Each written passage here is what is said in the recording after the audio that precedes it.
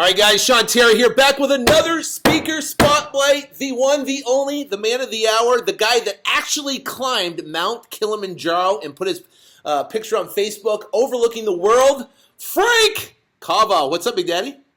What's going on, Sean? How are you? He is a guy that I admire so much. One of the most smartest, and we're part of a group called Collective Genius, and it is some of the most brilliant real estate investors that all do millions and millions of dollars of business.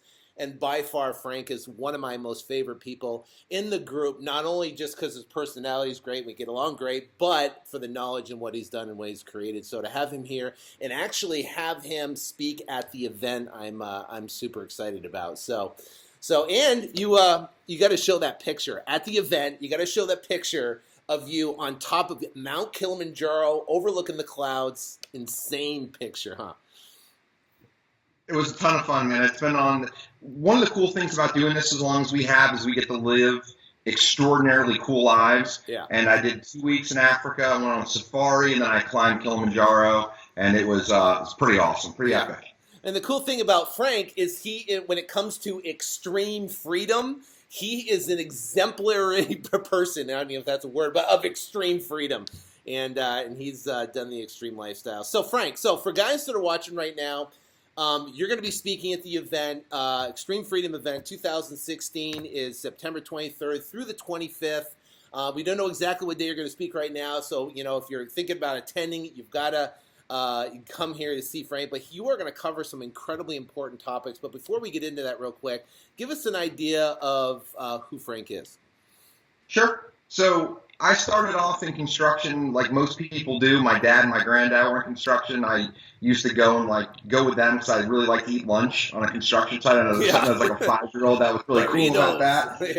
Yeah. You get a sub sandwich. You feel like you enjoyed it. Then I'd hunt frogs in the afternoon. But so I went to the University of Florida. I graduated with a degree in construction management. Wow. And then I went to work for one of the largest home builders in the U.S.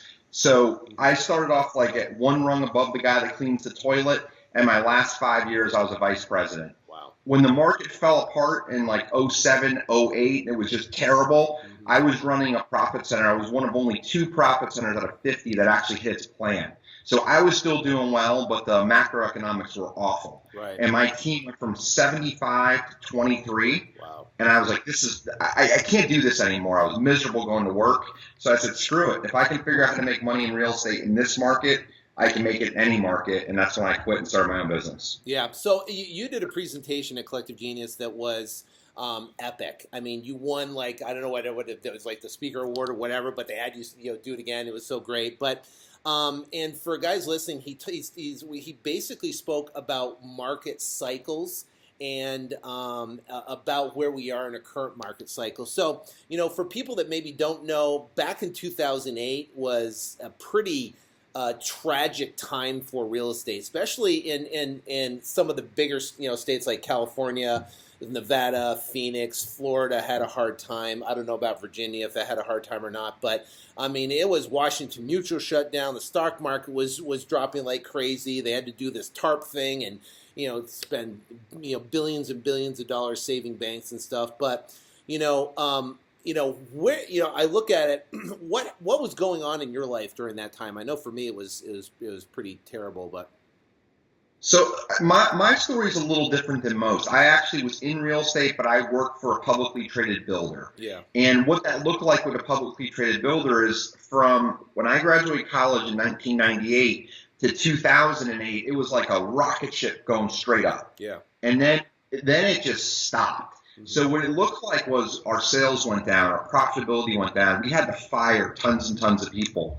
And what I started noticing was I didn't care how high up the rung you were. If you weren't CEO, your job was in jeopardy. Mm-hmm. Senior level people I watched get fired because it was kind of under the name of consolidation. Right. But I really realized you had no control unless you ran your own business. Right. So for me, what I wanted to do is I was fortunate enough to work and kind of build a nest egg of cash. Mm-hmm. Not billions of dollars, but enough where in 09 I was like, okay, I can do this on my own. And then what I want to do is I want to preserve what I have, mm-hmm. and I want to grow. But if the market does shift and keep going down, I want to be able to at least get out with what I have. Right. So that was kind of how I pivoted with the market. Yeah, which is incredibly smart, when I look back now and look back at that time in 2008, that's where generational wealth was made and could have been made, right? Because just in Phoenix alone, they sold tens of thousands of properties to hedge funds that came in and purchased thousands and thousands of properties. So I missed the opportunity because I was wallowing in my own, drama where you looked at it and came in from a position of where you could come in and how can I capitalize on it and make money, which is phenomenal. So as this market cycle goes, I know we're going to talk about something of where it's headed, right? Because everybody wants to know, they're right. People be watching. They have a job. They work, at whatever normal 9-to-5 job, and they're going, yeah, I want to get involved in real estate, but I don't know where the market cycles are right now.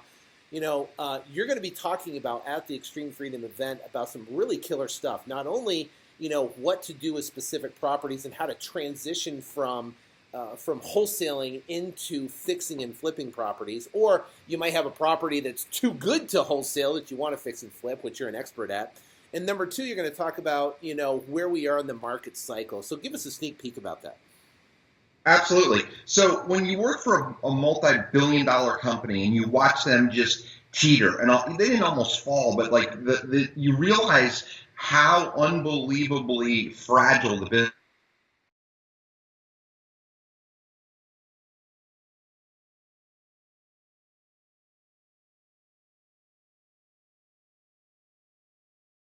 So it's kind of like a combination of those things, right? As long as there's not a global collapse. And what we're going to talk about is in your businesses, how to specifically analyze a deal. If you're getting started and you're just trying to get, momentum, we've all been there. You want to wholesale, do it. But then look at, I've got a deal that's on the fence. Should I flip it or should I wholesale it? Right. Now, Sean, I just closed a deal 3 weeks ago that we made almost 90 grand as a flip. Right. I did a quarter as much work as I do in normal flips because I studied what was happening in the market and said, screw it. We're going to just charge after it, cash a check fast, and move on. Because we don't build for ego, we build for the market.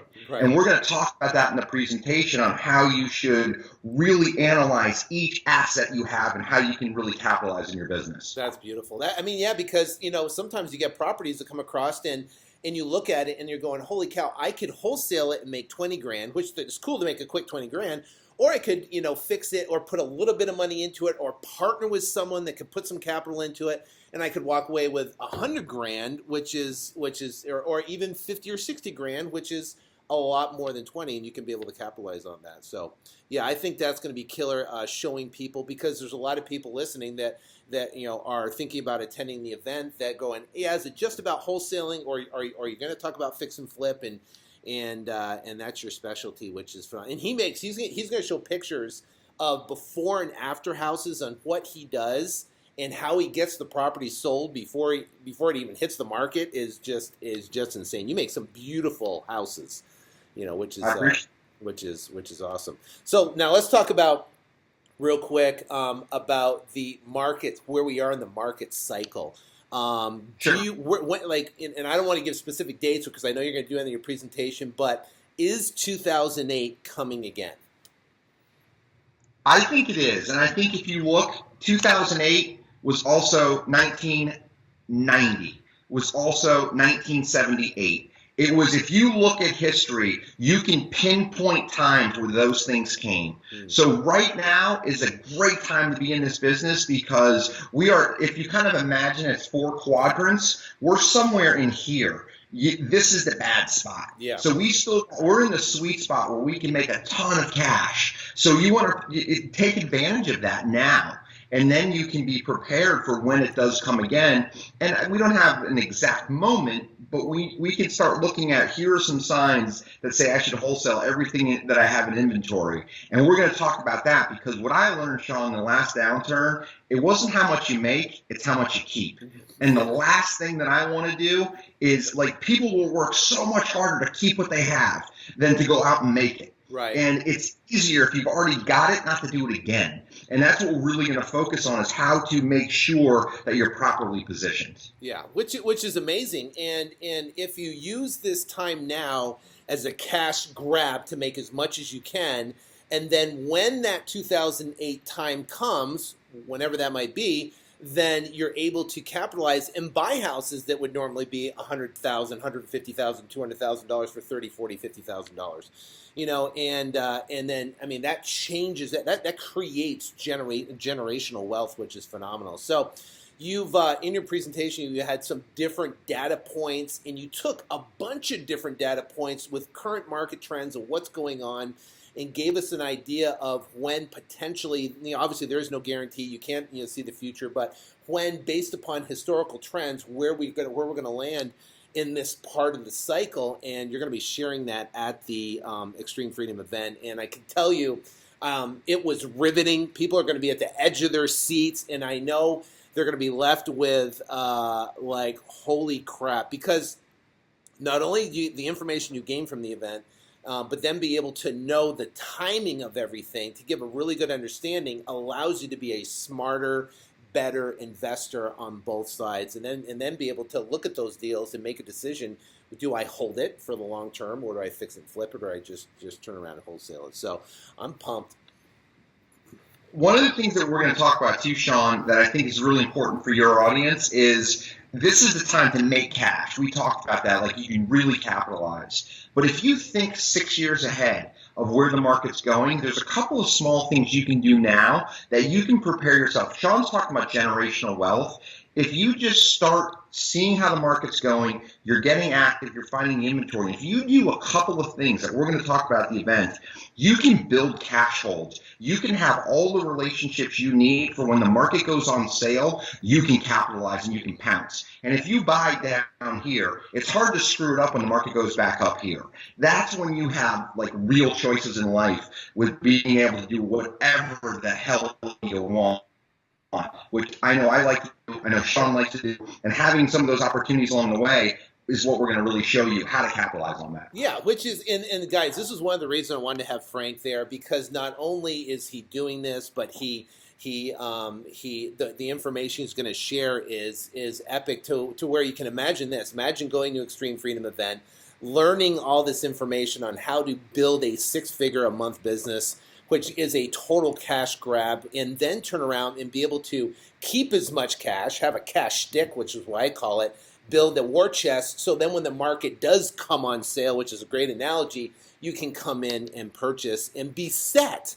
Where, I mean, or what's the alternative? The alternative is continue doing what you've been doing and working for a job for the next 20 or 30 years and retiring, you know, or possibly retiring with a gold watch. That's no fun, you know. I mean, who wants to do that? You know, have a job. So this is where you actually get to do the thing. So for your lifestyle now, Frank, you know, I mean, you've you know, and what you've done and working for yourself, you took the transition from an employee to actually an employer now.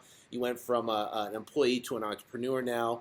You know, just give them a glimpse of the lifestyle that someone gets to have, the freedom, the extreme freedom that they get to have. Well, number one, you can tell by my facial hair, I don't shave. And I got shorts on. I own 3 pairs of slacks. I need to wear jeans.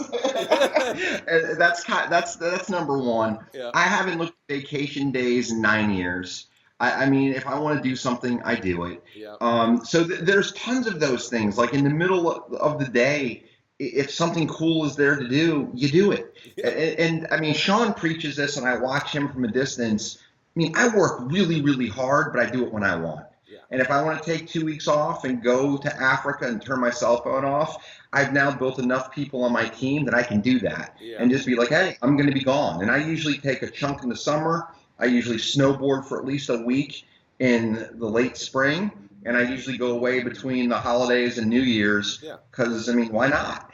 And the cool thing that's only the big chunks of time, but the cool thing is a normal day. I mean, most people think about it. They wake up, they roll out of bed, they grab a cup of coffee so they can, get their engine going, do whatever, jump in the shower. They're off in the rush hour traffic. They go, they got to report to a boss, and now they're dealing with that for the whole entire week. And they live for Fridays.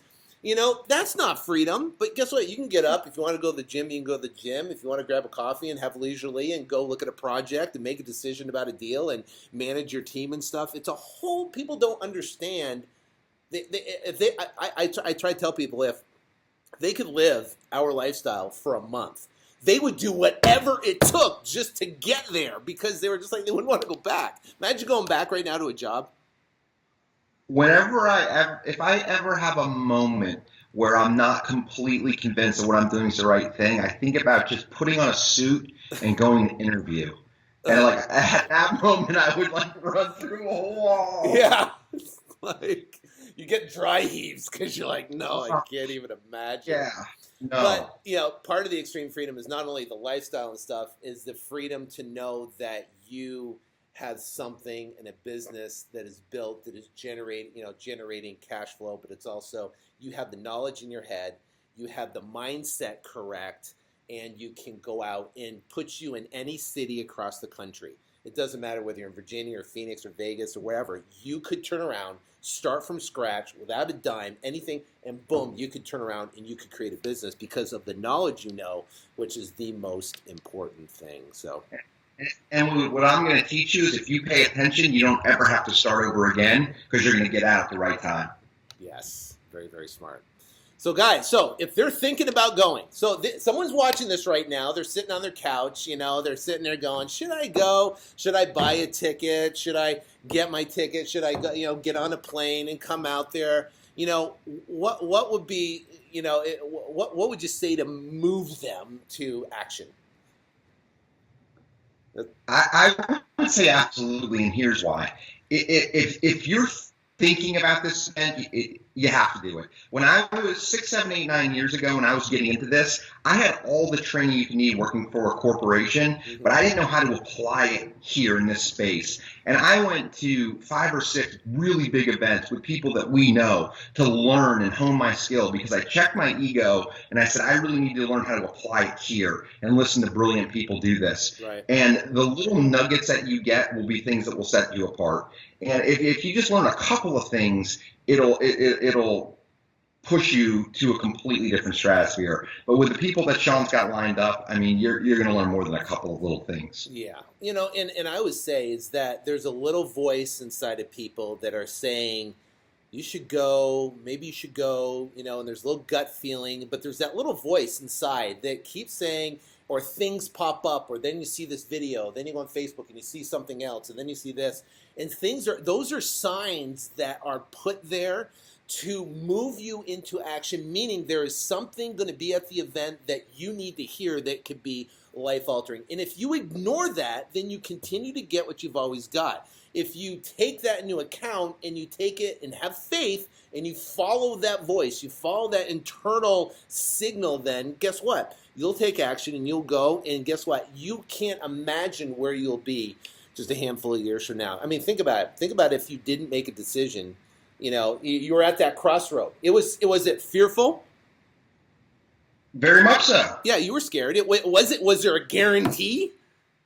No, and I had something very different. I had a really good job. Yeah. Like I made a ton of money, and people were like, "You're nuts." But I looked at it and like for a couple of years, I was getting my footing and I was figuring it out. People were like, he's lost his mind. But I cashed an $80,000 check and everyone goes, I think I'm going to do what Frankie's doing. Yeah, everybody wants to do what Frankie's doing.